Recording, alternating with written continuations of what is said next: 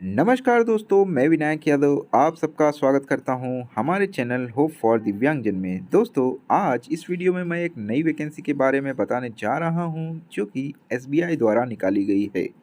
जी हाँ दोस्तों, एसबीआई द्वारा प्रोविजनरी ऑफिसर यानी कि एसबीआई पीओ की वैकेंसी निकाल दी गई है। तो इसको कैसे चेक करें? सबसे पहले आप अपना गूगल ओपन करिए और यहाँ आप टाइप करिए sarkari-results.com।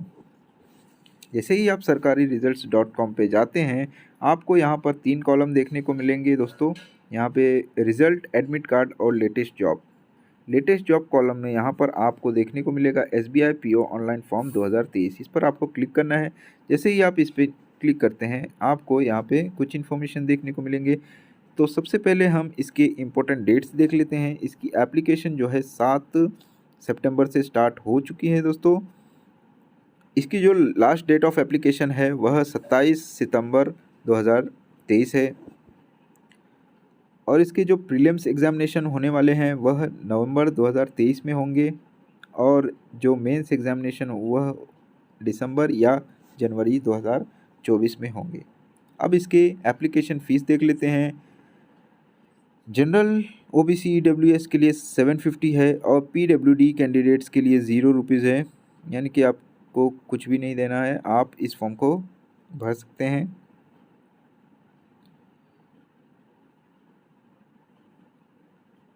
दोस्तों,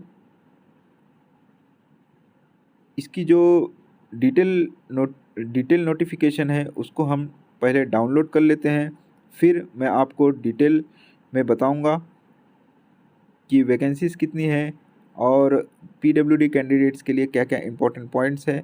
तो आप नीचे आएंगे तो यहाँ पर आप देख सकते हैं अप्लाई ऑनलाइन, यहाँ से आप ऑनलाइन भर सकते हैं फॉर्म और यहाँ पर दिया गया है डाउनलोड नोटिफिकेशंस।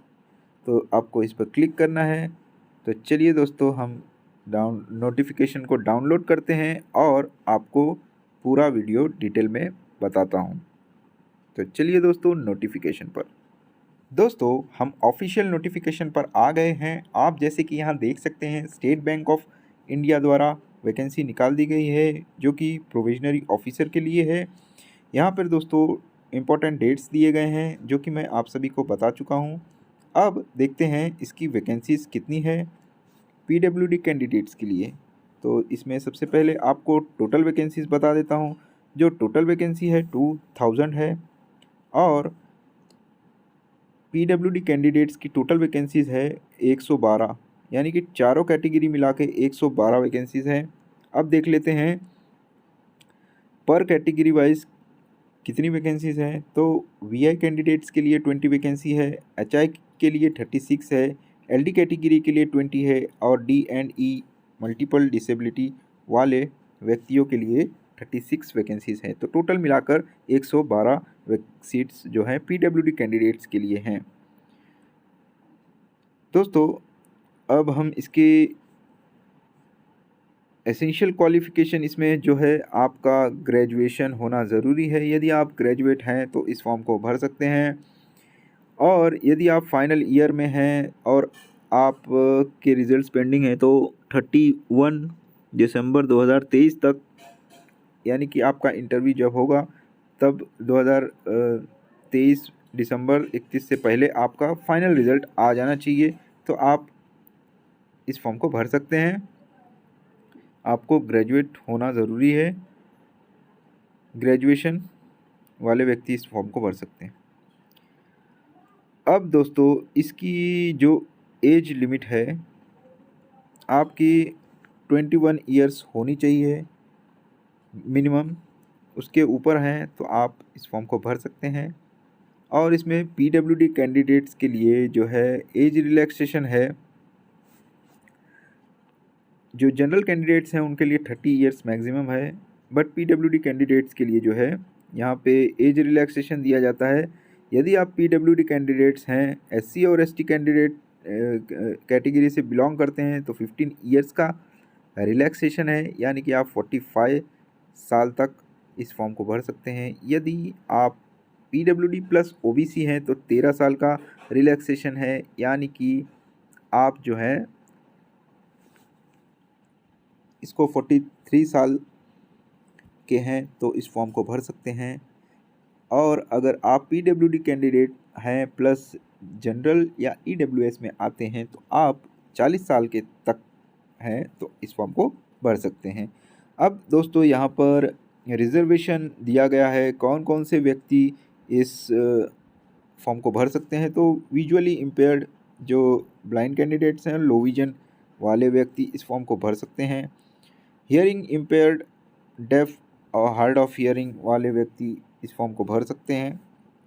लोकोमोटर डिसेबिलिटी वाले व्यक्ति भर सकते हैं। अब लोकोमोटर डिसेबिलिटी में दोस्तों सब कैटेगरीज आते हैं, जैसे कि cerebral palsy, leprosy cure, dwarfism, muscular dystrophy, acid attack victim, spinal deformity, spinal injury वाले व्यक्ति इस कैटेगरी में आते हैं। अब यहाँ पे फंक्शनल रिक्वायरमेंट आपका ज़रूरी है। लोकोमोटर में यदि हैं आप तो यहाँ पर देख सकते हैं 1 आर्म वाले व्यक्ति, बोथ आर्म वाले व्यक्ति, 1 लेग, बोथ लेग, 1 आर्म वाले व्यक्ति इस फॉर्म को भर सकते हैं। जो फंक्शनल रिक्वायरमेंट वह है कि जैसे आपको सिटिंग बैठना आना चाहिए, वॉकिंग थोड़ा आना चाहिए, मैनिपुलेशन ऑफ फिंगर्स होना चाहिए, reading and writing, seeing, communication, या आप सबका फंक्शनल रिक्वायरमेंट थोड़ा होना चाहिए तो इस फॉर्म को आप भर सकते हैं।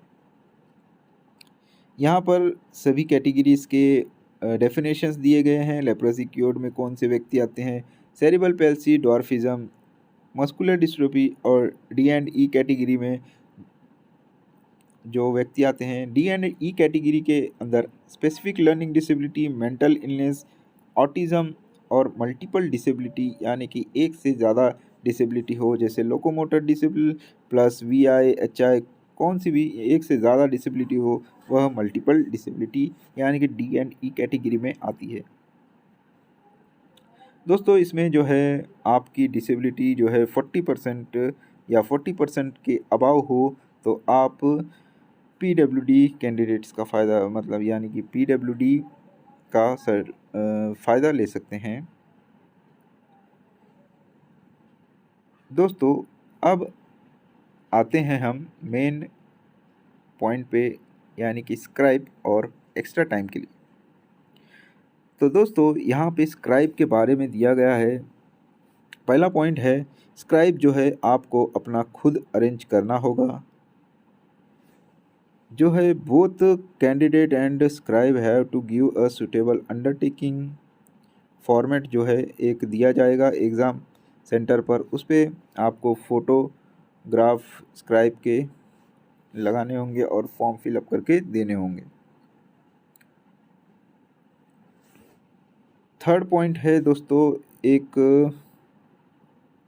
सरकार द्वारा एक नोटिफिकेशन निकाली गई थी, उसके तहत जो है 40% से कम वाले व्यक्ति जिनके हाथ में प्रॉब्लम है, वो जो लिख नहीं सकते ऐसे भी व्यक्ति होते हैं, तो उनके लिए दोस्तों अपेंडिक्स 1 फॉर्म आपको डॉक्टर से साइन करवाना होगा, तब आपको स्क्राइब दिया जा सकता है और आपको 20 मिनट एक्स्ट्रा भी दिया जा सकता है। बट वो दोस्तों हाथ में बहुत मतलब लिख नहीं सकते या टाइप नहीं कर सकते, तो उसमें उस कंडीशन में वह एप्लीकेबल है। जैसे कि 40% से नीचे वाले व्यक्ति, जैसे 39, 38 पर भी होते हैं कोई डिसेबिलिटी वाले व्यक्ति जिसको स्क्राइब की ज़रूरत हो, उनके लिए है। और दोस्तों जो नॉर्मल 40% के ऊपर हैं और उनके हैंड अफेक्ट हैं, उसमें आपको अपेंडिक्स 1 फॉर्म की ज़रूरत नहीं है, बस आपकी डिसेबिलिटी सर्टिफिकेट होना ज़रूरी है। अब दोस्तों नेक्स्ट पॉइंट है कैंडिडेट्स जो भी स्क्राइब आप यदि यूज़ करना चाहते हैं तो उसके एप्लीकेशन फॉर्म में आप उसमें यस करना ना भूलें। यस करेंगे तभी आपको स्क्राइब और एक्स्ट्रा टाइम दिया जाएगा। एक्स्ट्रा टाइम 20 मिनट्स दिया जाता है आप स्क्राइब यूज़ करते हैं तो।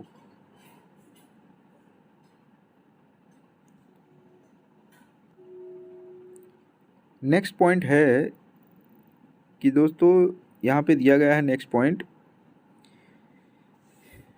जो भी कैंडिडेट स्क्राइब यूज़ कर रहे हैं उसकी गाइडलाइंस फॉलो करें। यदि आप स्क्राइब के लिए एलिजिबल नहीं हैं फिर भी आप स्क्राइब यूज़ कर रहे हैं तो आपको आगे डिस्क्वालीफाई कर दिया जाएगा, कोई भी एग्ज़ाम्स एसबीआई के नहीं देने देंगे। उसके बाद दोस्तों यहाँ पे दिया गया है कि during examination at any stage अगर स्क्राइब इंडिपेंडेंटली आंसर कर रहा है और क्वेश्चन सॉल्व कर रहा है विदाउट कैंडिडेट के मैंडेट के, यानी कि वो खुद आंसर दे रहा है, तो आपका जो है कैंडिडेचर कैंसिल कर दिया जाएगा। नेक्स्ट पॉइंट है कि जो भी स्क्राइब आप यूज़ कर रहे हैं वह दूसरे किसी कैंडिडेट का इसी एग्ज़ामिनेशन में नहीं होना चाहिए और वह कैंडिडेट इस एग्ज़ामिनेशन को भी ना देता हो।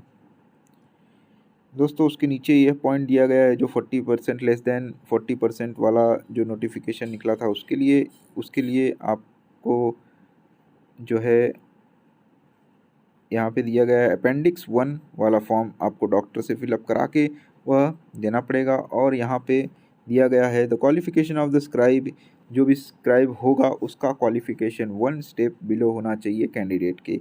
यदि आप ग्रेजुएट हैं तो वो फाइनल ईयर या अंडर ग्रेजुएट होना चाहिए। यदि आप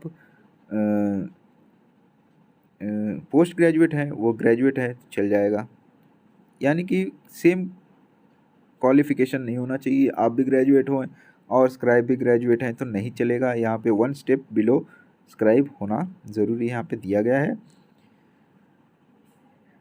दोस्तों थोड़ा नीचे आते हैं तो यहाँ पे सिलेक्शन प्रोसेस दिया गया है एसबीआई द्वारा, क्या सिलेक्शन प्रोसेस है। तो इसमें सिलेक्शन प्रोसेस ऐसा है कि यहाँ पहला प्रीलिम्स एग्जामिनेशन होगा, उसमें इंग्लिश 30 क्वेश्चंस होंगे 20 मार्क्स के